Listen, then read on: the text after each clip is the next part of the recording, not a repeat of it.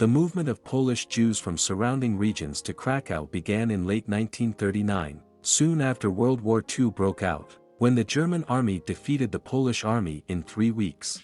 Oskar Schindler, Liam Neeson, a wealthy businessman, travels from Czechoslovakia with the intention of employing the plentiful cheap labor force of Jews to produce enamelware for the German Wehrmacht.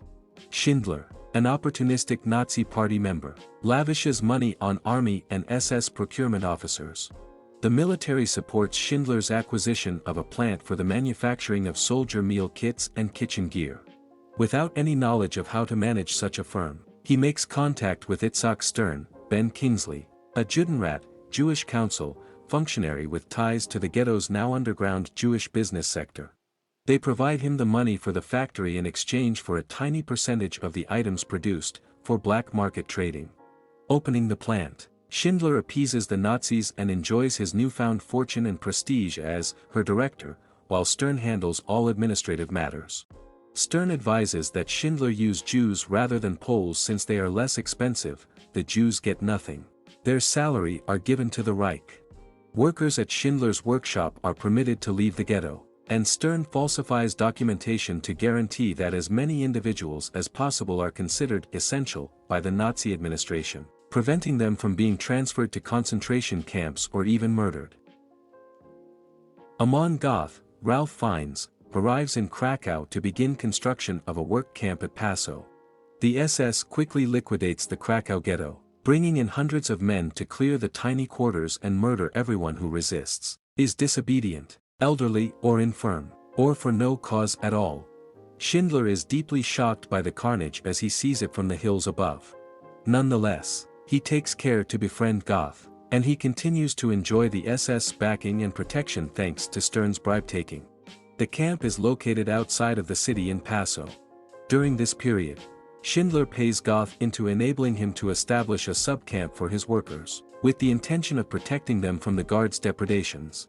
Eventually, an order from Berlin comes, instructing Goeth to exhume and burn the corpses of those slaughtered in the Krakow ghetto, demolish Passau, and transport the surviving Jews to Auschwitz. Schindler persuades Goeth to let him retain his workers so that he may relocate them to a plant in his former hometown of Świętobrzęce, Moravia, away from the final solution that is already well underway in seized Poland. Goeth agrees, charging a certain fee for each worker. Schindler and Stern compile a list of workers to keep them off the trains to Auschwitz. Schindler's list includes these skilled convicts, and for many in Passau, inclusion meant the difference between the life and death. In addition, Schindler organizes a high card draw for Helen Hirsch, a worker who has endured Goeth's persistent mistreatment as his domestic. Goeth is hesitant, wanting to flee with her but realizing that doing so will end in both his and her deaths. He even considers just killing her, but ultimately chooses to play Schindler for Helen's life. Helen is among those who board the train for Brilliance. All of the men on Schindler's list arrive safely at the new location, with the exception of the train transporting the women and children, which is unintentionally rerouted to Auschwitz. The ladies are led to what they assume to be a gas chamber. After a traumatic encounter in which their hair is ruthlessly hacked off and they are forced to strip naked, they witness just water dripping from showers. The next day, the ladies are seen waiting in line for work. Meanwhile, Schindler had gone to Auschwitz to fix the situation and get the women out.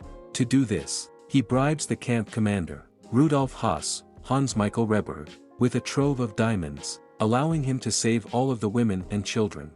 However, a last issue occurs just as all of the ladies are boarding the train, when some SS officers try to keep some youngsters back and prevent them from departing. Schindler, who is there to personally supervise the boarding, intervenes and successfully obtains the children's release from the cops. Once the Schindler ladies arrive at Świętobrzęce, Schindler imposes strict restrictions on the Nazi guards assigned to the plant. Summary executions are prohibited, as is worker abuse, and Nazi guards are not permitted on the factory floor. Schindler also allows Jews to celebrate the Sabbath and spends most of his riches made in Poland bribing Nazi authorities. In his hometown, he shocks his wife during Mass and tells her that she is the only lady in his life, despite earlier being revealed to be a womanizer. She accompanies him to the workplace to support him. He runs out of money just as the German army surrenders, thereby bringing the war in Europe to a conclusion. As a German Nazi and self-described profiteer of slave labor, Schindler must escape the approaching Soviet Red Army. After dismissing the Nazi guards so they may return to their families, he packs a vehicle and bids his employees goodbye at night. They offer him a letter clarifying that he is not a criminal in their eyes, as well as a ring engraved with the Talmudic statement, "He who saves the life of one man, saves the entire world." Schindler is moved yet devastated, believing he could have done more to save many more lives. He flees with his wife during the night, clothed in Polish prisoner garb and acting as refugees. The Schindler Jews, who slept outside the factory gates all night, are woken by sunshine the following morning. A Soviet dragoon enters and informs the Jews that they have been rescued by the Red Army. The Jews go to a neighboring town in quest of sustenance. A title card reminds us that Schindler was proclaimed a righteous person by Yad Vashem in Jerusalem, and that he planted a tree on Israel's Avenue of the Righteous, which still thrives today. Goethe's fate is also shown. He was apprehended in the German town of Bad Tolls and returned to Passau, where he was executed for crimes against humanity after remaining stubborn to the last and announcing his devotion to Hitler. As the last Schindler Jews walk together, the picture shifts to another of the Schindler Jews in the current day, in color, visiting Oskar Schindler's grave in Israel.